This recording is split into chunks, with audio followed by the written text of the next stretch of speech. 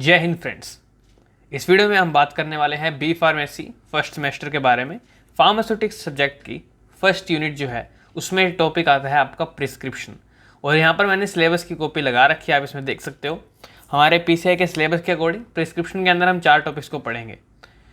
उसके definition, parts of prescription, handling of prescription और errors in prescription. सबसे पहले अगर हम डेफिनेशन की बात करें प्रिस्क्रिप्शन की, प्रिस्क्रिप्शन होती क्या है? प्रिस्क्रिप्शन आपको सबको पता है, नॉर्मल लैंग्वेज में हम बोलते हैं एक रिटन ऑर्डर होता है। क्या होता है? रिटन ऑर्डर होता है। रिटन ऑर्डर लिखता कौन है? आरएमपी। हम इसे आरएमपी बोलते हैं, जिसको हम बोलते हैं registered medical practitioner.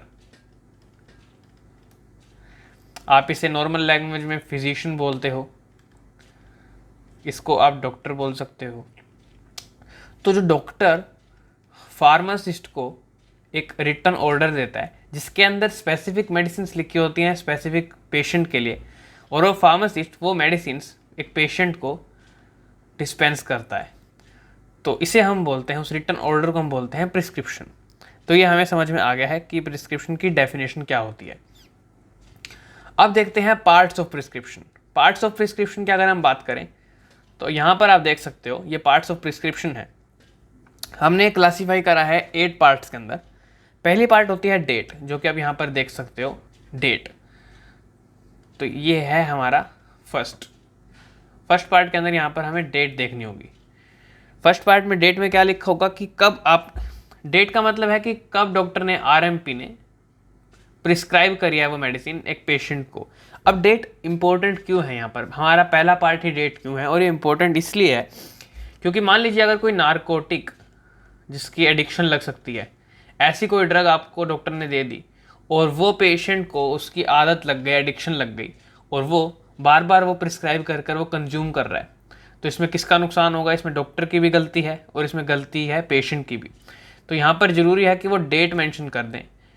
Date mention करने से क्या होगा कि अगर वो डेट मेंशन कर देते हैं तो हमें पता लगेगा कि ये दवाई कब लिखी थी डॉक्टर ने उसके लिए, तो इसलिए वो बार बार उससे रीप्रिस्क्राइब नहीं कर सकता। इसीलिए डिस्पेंस करने से पहले आप डेट देखता है कोई भी फार्मासिस्ट, तो आपको डेट देखना बहुत ज़रूरी है। जैसे हम डेट देख लेंगे उसके बाद आता है यहाँ पर हमारे पास सेकंड पार्ट। सेकंड पार्ट है यहाँ पर name, age and weight. Name, age and weight से क्या मतलब है हमारा? ये पेशेंट की डिटेल्स हैं सारी, जो पेशेंट होगा, क्योंकि हमें जो प्रिस्क्रिप्शन लिख रहे हैं डॉक्टर जो फार्मासिस्ट को भेजेगा तो उसमें पता होना चाहिए कि नेम पेशेंट का क्या है, उसके बाद उसकी एज क्या है, उसके बाद यहाँ पर सेक्स भी लिखा जाता है, जेंडर है, मेल है या फिर फीमेल है। उसके बाद यहाँ पर एड्रेस होता है पेशेंट का, कि अगर कुछ गलती हो जाती है दवाइयों के अंदर या दवाइयों से रिलेटेड कोई भी डिटेल हो तो हम उस एड्रेस पे जाकर चेक कर सकते हैं। उसके बाद आपका वेट आता है। उसके बाद यहाँ पर वेट को भी कैटेगराइज करते हैं, क्योंकि वेट भी इंपॉर्टेंट होता है कि अगर किसी, मान लीजिए एक मेल है जिसका वेट है 80 kg, तो उसके लिए यहाँ पर जो पोटेंसी होनी चाहिए वो ड्रग की थोड़ी सी ज़्यादा होगी। और अगर मेल है आपका 40 kg, कोई बच्चा है छोटा, तो यहाँ पर उसकी जो पोटेंसी होगी ड्रग की वो थोड़ी लिखेंगे। तो इस वजह से यहाँ पर ये चीज़ें मैंडेटरी हो जाती हैं। उसके बाद थर्ड चीज़ आती है सुपरस्क्रिप्शन, और सुपरस्क्रिप्शन बहुत इंपॉर्टेंट टॉपिक है। अब सुपरस्क्रिप्शन क्या होता है? अब इस वर्ड को देखने से हमें ज़्यादा कुछ समझ नहीं आ रहा कि सुपरस्क्रिप्शन का मतलब क्या है, लेकिन हम इसे डिटेल में समझते हैं। अब आप ये देखोगे कि यहाँ पर ये RX लिखा हुआ है। RX का मतलब क्या होता है? हमने काफ़ी सारी प्रिस्क्रिप्शन के अंदर देखा होगा। अब जो डॉक्टर प्रिस्क्रिप्शन लिखते हैं उसमें RX नहीं लिखा होता, लेकिन जो हमारा सिलेबस है वो काफ़ी ओल्ड हो चुका है, तो उसके हिसाब से हम यहाँ पर पार्ट्स ऑफ प्रिस्क्रिप्शन देख रहे हैं। आज के टाइम पर जो मॉडर्न प्रिस्क्रिप्शन स्टाइल्स हैं वो बिल्कुल अलग हैं इस प्रिस्क्रिप्शन स्टाइल से। तो आपको ये ध्यान में रखना है कि अगर आप इस चीज़ को रिलेट नहीं कर सकते तो उसमें कोई प्रॉब्लम नहीं है, क्योंकि ये काफ़ी टाइम पुराने की जो प्रिस्क्रिप्शन थी उनकी हम यहाँ पर बात कर रहे हैं। सुपरस्क्रिप्शन के अंदर ये RX से मतलब होता है हमारा। RX एक लैटिन एब्रीविएशन हम कह सकते हैं इस चीज़ को, जिससे मतलब होता है रेसिपी से जो ये वर्ड आया है। रेसिपी का मतलब होता है यू टेक। कुछ लोग मानते हैं कि जो ये सिंबल है ये ओरिजिनेट हुआ है साइन ऑफ जुपिटर से, जो कि हीलिंग, गॉड ऑफ हीलिंग है, उससे इसकी ओरिजिनेशन हुई है। और ये डॉक्टर इसलिए लिखता है कि वो डॉक्टर प्रे कर रहा है गॉड को कि हमारा जो पेशेंट है जिसको मैंने दवाइयाँ लिखी हैं वो इस दवाइयों को खाकर ठीक हो जाए। इसका मीनिंग कुछ इस रिलेटेड, तो इन चीज़ों से रिलेटेड भी इसका मीनिंग बताया जाता है। एग्जैक्ट मीनिंग अभी तक किसी को नहीं पता, लेकिन ये बहुत पहले टाइम पे ग्रीक के अंदर इसको यूज़ किया जाता था। तो ये सुपरस्क्रिप्शन हम यहाँ पर ऐड करते हैं। उसके बाद आता है यहाँ पर आपका फोर्थ पार्ट है इंस्क्रिप्शन। ये आप देख सकते हो यहाँ पर। देखिए इंस्क्रिप्शन के अंदर क्या लिख रखा है इन्होंने, पैरासीटामोल 500 mg। यहाँ पर इसका मतलब क्या है, नेम लिख दिया और क्वांटिटी लिख दी। नेम क्या है, पैरासीटामोल, क्वांटिटी कितनी है 500 mg। तो यहाँ पर नेम और क्वांटिटी अगर हम लिख रहे हैं किसी भी मेडिसिन की तो वो है इंस्क्रिप्शन। और ये नेम आपका जनरली इंग्लिश लैंग्वेज में लिखा जाता है, लेकिन कई बार एब्रीविएशन का भी यूज़ करते हैं, लैटिन लैंग्वेजेस भी यूज़ होती हैं इसमें। तो ये आपका इंस्क्रिप्शन होता है। उसके बाद आता है सब्सक्रिप्शन। इंस्क्रिप्शन के अंदर तो हमने लिखा था यहाँ पर क्या होता है कि इंस्क्रिप्शन के अंदर नेम और क्वांटिटी आती है। फिर होता है सब्सक्रिप्शन। सब्सक्रिप्शन में हम क्या लिखते हैं, डॉक्टर जो डायरेक्शन देता है फार्मासिस्ट को, डॉक्टर टू फार्मासिस्ट। इसमें कुछ वो आपको डायरेक्शन दे रहा है कि दवाई कैसे प्रिपेयर करनी है, कितने नंबर ऑफ डोजेज देनी है। अब आप ये समझ नहीं रहोगे कि देखिए, आपको सबसे पहले मैं ये समझाना चाहता हूँ एक चीज़ जो कि इंपॉर्टेंट है। सबसे पहले आप क्या मुझे ये बता सकते हो, सबसे पहले क्या हम ये देख सकते हैं कि फार्मासिस्ट और कंपाउंडर में क्या डिफरेंस है। सबसे पहले आपको इन दोनों में फ़र्क पता होना चाहिए, तभी आप समझ सकते हो कि सब्सक्रिप्शन से मैं क्या समझाना चाह रहा हूँ आपको। फार्मासिस्ट का मतलब है डिस्पेंस कर रहा है जो दवाइयाँ, ठीक है। अभी हमने देखा कि आरएमपी से प्रिस्क्रिप्शन आ रही है, फार्मासिस्ट की तरफ आ रही है, और फार्मासिस्ट यहाँ पर पेशेंट को डिस्पेंस कर रहा है मेडिसिन। तो फार्मासिस्ट का काम क्या है, जो मेडिसिन डिस्पेंस करे। और कंपाउंडर का काम क्या है, जो कंपाउंड करे, मेडिसिन को कंपाउंड करे, मतलब जो बनाए।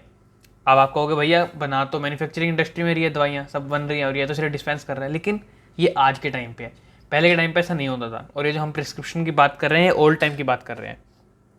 पहले टाइम में क्या होता था, एक पेशेंट आता था डॉक्टर के पास और वो कहता था कि मुझे ये सिम्टम्स हो रहे हैं, फीवर हो रहा है, हेडेक हो रहा है, आपको नोज़िया हो रहा है, कुछ ऐसे सिम्टम वो बताता था। डॉक्टर इन सिम्टम्स को देखकर उसे एक प्रिपरेशन देते थे, एक रिटन ऑर्डर के ऊपर कुछ लिख देते थे कि ये सोल्ट्स, मुझे ये सोल्ट्स चाहिए, और वो फार्मासिस्ट के पास जाते थे। फार्मासिस्ट का काम होता था कि उसको वो कंपाउंड करे, उसको बनाए, कितनी डोजेज के अंदर बनानी है, कैसे बनानी है, कितनी डोजेज के अंदर बनानी है और कैसे बनानी है, वो पेशेंट के पास जाती थी। हर पेशेंट के लिए स्पेसिफिक मेडिसिन कंपाउंड करते थे, कंपाउंडर जिन्हें हम बोलते थे, फार्मासिस्ट जिन्हें हम बोलते थे। तो ये काम होता था एक कंपाउंडर का। आज के टाइम पर सीधा मैन्युफैक्चरिंग इंडस्ट्रीज से आती हैं मेडिसिन, मैन्युफैक्चरिंग इंडस्ट्री से रिटेल के पास आती हैं, जिस पे फार्मासिस्ट बैठते हैं, और डॉक्टर सीधा डिस्पेंस कर, डॉक्टर आपको एक प्रिस्क्रिप्शन देता है, वो फार्मासिस्ट के पास जाती हैं और फार्मासिस्ट आपको सीधा डिस्पेंस करता है मेडिसिन। तो ये सारा रूल था। अब अगर हम दोबारा अपने सब्सक्रिप्शन के ऊपर आते हैं, सब्सक्रिप्शन में क्या होता है कि डॉक्टर जो आपको डायरेक्शन दे रहा है फार्मासिस्ट को कि आपको दवाई कैसे बनानी है, कितनी डोजेज रखनी है, जो ये वाला सारा पार्ट है, ये मैंने डिस्कस करा है कि ये सब्सक्रिप्शन का पार्ट है। अब आपको सब्सक्रिप्शन समझ आ गया होगा। आप चलते हैं नेक्स्ट पार्ट पे। सिक्स्थ पार्ट जो हमने देखा है वो है सिग्नेचरा। तो सिग्नेचरा में हम देखते हैं, ये आपका सिग्नेचरा है, यहाँ पे लिखा है BID। सिग्नेचरा में लिखा है BID फॉर 5 days। तो सिक्स्थ पार्ट हमने यहाँ पर देखा है, क्या आएगा, सिग्नेचरा। इसका मतलब क्या है, अब प्रिस्क्रिप्शन पे पहले आप देख सकते हो कि हमें डिटेल क्या मिल रही है, BID फॉर 5 days। यहाँ पर हम लिखते हैं BID फॉर 5 days। BID का मतलब क्या है, दिन में 2 बार, ट्वाइस अ डे, इसका मतलब होता है। मतलब सिग्नेचरा से हम क्या समझ रहे हैं, सिग्नेचरा से मतलब क्या है कि इंस्ट्रक्शन जो प्रिस्क्रिप्शन के अंदर गिवन है, किसके लिए, पेशेंट के लिए। आप कहोगे भैया अब सब्सक्रिप्शन और सिग्नेचर में काफ़ी बच्चों को समझ नहीं आता डिफरेंस, यहाँ पे काफ़ी कंफ्यूजन होती है सब्सक्रिप्शन और सिग्नेचर में। अभी हमने 2 चीज़ें बात करी हैं, सब्सक्रिप्शन मैंने आपको समझाया है, सिग्नेचर मैं आपको बता रहा हूँ क्या होता है, लेकिन इसमें डिफरेंस क्या है, ये फार्मासिस्ट के लिए जो इंस्ट्रक्शंस हो रहे हैं, और ये पेशेंट के लिए जो इंस्ट्रक्शंस आ रहे हैं, इन दोनों में काफ़ी डिफरेंस है। तो ये फार्मासिस्ट के लिए जो आपकी डायरेक्शन दे रहा है, क्या कौन दे रहे हैं? फिजिशियन दे रहे हैं कि आपको कैसे दवाई बनानी है, कैसे कंपाउंड करनी है, ये सब्सक्रिप्शन है। सिग्नेचरा क्या है? पेशेंट के लिए आ रही है, जैसे BID हो गया, ट्वाइस अ डे हो गया, या फिर आपकी इतनी क्वांटिटी में आपको दवाई लेनी है, या फिर आपको राउट ऑफ एडमिनिस्ट्रेशन तो बताया जा रहा है, ओरल लेनी है, इंजेक्शन के थ्रू लेनी है, या फिर आपको एक कोई स्पेशल इंस्ट्रक्शंस जो हैं, कोई स्पेशल इंस्ट्रक्शन दिए जा रहे हैं फार्मासिस्ट के द्वारा पेशेंट को, वो सब सिग्नेचरा में है। तो अब यहाँ पर देख सकते हो BID फॉर 5 डेज, ये पेशेंट के लिए है कि पेशेंट को क्या करना है, 5 दिन तक आपको दिन में 2 बार, तो आपको यहाँ पर ट्वाइस अ डे, दिन में 2 बार आपको यहाँ पर 5 दिन तक दवाई खानी है, ये पेशेंट के लिए है। उसके बाद जो हमारा नेक्स्ट स्टेप आता है वो है 7th, सिग्नेचर। 7th क्या है? सिग्नेचर है। सिग्नेचर किसके? RMP के। 8th पॉइंट है हमारे पास यहाँ पर, आप ऊपर देखेंगे अभी, रजिस्टर्ड नंबर एंड सील। इसका मतलब है यहाँ पर आपके जो रजिस्टर्ड नंबर है, रजिस्टर्ड नंबर हो गया प्रिस्क्राइबर का, जिसने प्रिस्क्राइब करी है, उसका एड्रेस हो गया, ठीक है। ये सब चीज़ें जो फिजिशियन की हैं, RMP की जो डिटेल्स हैं, वो सारी लास्ट में आपके आएंगी। तो ये आपके प्रिस्क्रिप्शन का जो टॉपिक है, जो पार्ट्स ऑफ प्रिस्क्रिप्शन है, वो हमने देखा है। पार्ट्स ऑफ प्रिस्क्रिप्शन पूरा होता है। अब हम चलते हैं हमारे नेक्स्ट टॉपिक की तरफ। नेक्स्ट टॉपिक में आप देख सकते हो, हमें यहाँ पर देखना है handling of prescription. Handling of prescription से मतलब क्या है? अब हैंडलिंग ऑफ प्रिस्क्रिप्शन की जब बात आ रही है, तो यहाँ पर हम फार्मासिस्ट की बात करेंगे। हैंडलिंग ऑफ प्रिस्क्रिप्शन,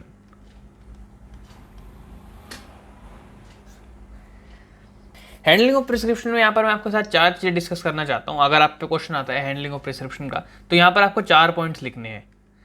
पहला पॉइंट हम लिखेंगे रिसीविंग के बारे में।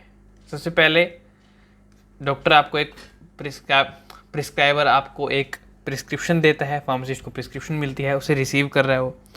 सेकंड पॉइंट आती है कि आप कैसे हैंडल कर रहे हो, reading and checking.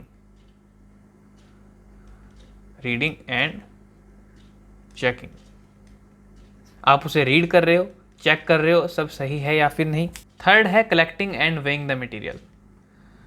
Collecting and weighing the material, क्योंकि हम पुराने टाइम की बात कर रहे हैं, वहाँ पर कंपाउंड होती थी मेडिसिन, जैसे मैंने आपको यहाँ पर ऊपर बताया है, या आपको एग्जांपल दिया है कि डॉक्टर के पास यहाँ पर सिम्टम्स देते हैं, फार्मासिस्ट को वो कंपाउंड करने के लिए देता है, फार्मासिस्ट कंपाउंड करता है और पेशेंट को डिस्पेंस करता है। तो यहाँ पर सेकंड पॉइंट है कि वो प्रिस्क्रिप्शन के बाद वो कलेक्ट करता है, वे करता है मटेरियल को जो यहाँ पर उसने दिया होता है डॉक्टर ने। और फोर्थ पॉइंट जो कि लास्ट है, लास्ट पॉइंट में हम बात करेंगे यहाँ पर कंपाउंडिंग की, लेबलिंग की एंड पैकेजिंग की। तो यहाँ पर आपकी ये हैंडलिंग हो जाती है प्रिस्क्रिप्शन की। अब हम इन चारों चीज़ों को थोड़ा सा डिटेल में समझते हैं। रिसीविंग से हमारा मतलब क्या है? अब मान लीजिए एक ऐसे सिचुएशन को इमेजिन करते हैं कि आप एक पेशेंट हो और मैं एक फार्मासिस्ट। आप मुझे एक प्रिस्क्रिप्शन देते हो और मैं उस प्रिस्क्रिप्शन को देखकर एकदम से चौंक जाता हूँ, एकदम से मेरे एक्सप्रेशन चेंज होते हैं, तो आप भी कहीं ना कहीं घबरा जाओगे। आपको भी लगेगा कि यार मुझे क्या होगा कि फार्मासिस्ट ऐसे रिएक्ट कर रहा है। वो डर आपके अंदर ना आए तो हमें कोई एक्सप्रेशंस यहाँ में सरप्राइज होना, कंफ्यूज होना, प्रिस्क्रिप्शन को देखकर ऐसे एक्सप्रेशंस हमें नहीं बनाने। तो रिसीव करते समय आपको बड़ा ही प्रोफेशनल तरीके से प्रिस्क्रिप्शन रिसीव करनी है। इन चीज़ों का आपको ध्यान रखना है और ये चीज़ें ही आपको इस पॉइंट के अंदर लिखनी है। रीडिंग एंड चेकिंग की जब मैं बात कर रहा हूँ तो यहाँ पर कोई आपको डिफिकल्टी नहीं होनी चाहिए रीड करते समय, क्योंकि आप फार्मासिस्ट तो आपको एक एक दवाई क्लियर होनी चाहिए कि उसने डॉक्टर ने क्या लिखी है। अगर ऐसा नहीं होता कि आपको कोई दवाई समझ में नहीं आ रही, आप चेक करने की कोशिश कर रहे हो, तो चेक आप किसी तरीके से कर सकते हो, उसको कॉन्टैक्ट करके RMP को, रजिस्टर्ड मेडिकल प्रैक्टिशनर को, या फिर किसी दूसरे फार्मासिस्ट को कॉन्टैक्ट करके आप उस दवाई को पता कर सकते हो कि वो दवाई क्या लिखी गई है। लेकिन आप गैस करके कोई गलत दवाई दे दोगे तो यहाँ पर प्रॉब्लम हो जाएगी। आप इसका एग्जाम्पल बड़ा ही कॉमन है, यहाँ पर हम 2 दवाइयाँ होती हैं, डिजिटॉक्सिन और डिजॉक्सिन। इसका मैंने आपको एग्जाम्पल पहले भी दिया है, काफ़ी कॉमन, दोनों के नाम सेम सेम होते हैं और डॉक्टर बड़ी स्पीड में लिखते हैं। तो मान लीजिए उन्होंने ऐसे लिख दिया कि डिजिटॉक्सिन हो गया या डिजॉक्सिन हो गया, अब ऐसे ही कुछ लिख दिया और आप कंफ्यूज हो गए कि ये डिजोक्सिन है, ये डिजिटॉक्सिन है, और आपने डिजोक्सिन लिखा था डॉक्टर ने, लेकिन आपने डिजिटॉक्सिन दे दी, तो यहाँ पर बिल्कुल ही अलग इफेक्ट हो जाएगा। तो ऐसी प्रॉब्लम्स ना आए, इसलिए आपको यहाँ पर रीड एंड चेक सही से तरीके से करना होगा। उसके बाद आता है collecting and weighing the material. आपको जितना मटेरियल रिक्वायर है मेडिसिन बनाने के लिए, उसको आप कलेक्ट करोगे लेफ्ट हैंड साइड पे। तो यहाँ पर मैं लिखता हूँ कलेक्शन होगी लेफ्ट साइड में। उसके बाद आपको वे करना होगा सब कुछ, और वेट करने के बाद आपको यहाँ पर राइट हैंड साइड पे करना होगा। तो वे होगा राइट साइड पे। तो इस तरीके से आप सिस्टमेटिकली चलोगे, और कंपाउंड करते समय आपको लेबल करनी होगी हर एक बोतल को, आपको लेबल करनी होंगी सारी चीज़ें। आपको जब कंपाउंड कर रहे हो तो आपको पता होना चाहिए कि आप क्या मेडिसिन डाल रहे हो, क्या सोल्ट्स डाल रहे हो, और उन्हें 3 बार एटलीस्ट 3 टाइम्स आपको चेक करना होगा कि आप सही डाल रहे हो या फिर नहीं। इन चीज़ों का आपको ध्यान रखना होगा। लास्ट पॉइंट है कंपाउंडिंग, लेबलिंग एंड पैकेजिंग। जितने भी इक्विपमेंट हैं वो आपके क्लीन होने चाहिए, ड्राइड होने चाहिए। कंपाउंड जितनी भी आप मेडिसिन को कर रहे हो वो सूटेबल कंटेनर्स के अंदर होने चाहिए, उनकी क्वांटिटी सही होनी चाहिए, वो प्रॉपर लेबल होना चाहिए उसके ऊपर कि वो किस चीज़ के लिए यूज़ हो रही है, कितनी बार उसको लेना है, क्वांटिटी कैसे लेनी है, राउट ऑफ एडमिनिस्ट्रेशन, सब कुछ क्लियरली रिटर्न होना चाहिए। और जो पैकेजिंग है वो बिल्कुल सही होनी चाहिए, उसमें कोई ऐसे स्टोरेज की प्रॉब्लम ना आए। तो आपको इन चीज़ों का ध्यान रखना होगा। ये टॉपिक आपका कंप्लीट होता है। हैंडलिंग ऑफ प्रिस्क्रिप्शन के अंदर इतना ही कुछ था। उसके बाद हम यहाँ पर चलते हैं हमारे नेक्स्ट टॉपिक, और जो लास्ट टॉपिक है errors of prescription. Errors of prescription के यहाँ पर मैं बात करना चाहता हूँ आपसे। काफ़ी इंपॉर्टेंट टॉपिक है, और मैंने आपको सिलेबस जब हमने डिस्कस करा था तो मैंने तब भी आपसे इस बारे में बात करी थी। Errors of prescription.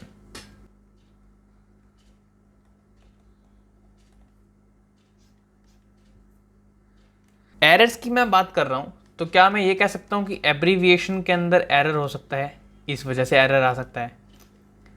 और किस वजह से एरर हम देख सकते हैं?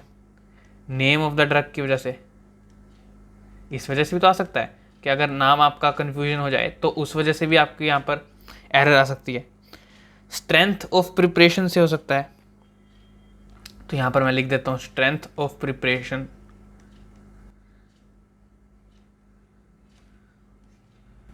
और क्या चीज़ें हो सकती हैं जिससे एरर आ सकता है? जैसे मान लेते हैं कि डोजेज फॉर्म हो सकती है, डोजेज फॉर्म की वजह से भी एरर हो सकता है। लिक्विड है, ओरल है, पेरेंटल है, इसमें भी एरर हो सकता है। डोज की वजह से भी एरर हो सकता है। उसके बाद क्या हो सकता है? Instructions to patient, instruction for patient. मान लीजिए पेशेंट के लिए इंस्ट्रक्शन कुछ और था, आपने कुछ और दे दिया, वो भी एरर क्रिएट कर सकता है। एक एरर हो सकता है इनकम्पैटिबिलिटी का, इसको भी मैं लिख देता हूं इनकम्पैटिबिलिटी का।